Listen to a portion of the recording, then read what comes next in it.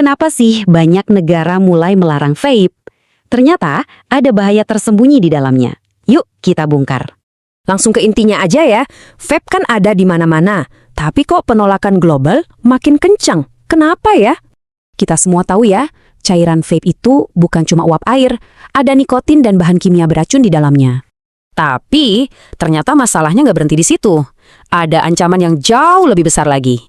Nah, di Indonesia, Badan Narkotika Nasional alias BNN akhirnya turun tangan buat investigasi. Dan hasilnya, wah benar-benar mengkhawatirkan.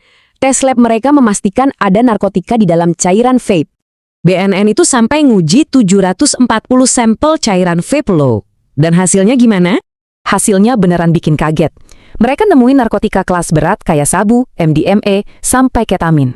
Terus gimana cara jualnya? Ternyata diem-diem lewat toko online, komunitas, sampai jaringan reseller yang rumit. Nah, ini nih yang nguatin teori gateway drug. Dari vape bisa jadi pintu masuk ke kecanduan lain. Karena resikonya sebesar ini, banyak negara lain di dunia yang udah nggak tinggal diam lagi. Ini beberapa contoh negara yang sudah melarang total penjualan dan penggunaan vape. Dan oke, kita lihat lebih dalam contoh paling ekstrim. Singapura, aturannya ketat banget di sana. Di Singapura, dendanya bisa sampai $2.000. Tapi ini denda untuk apa coba?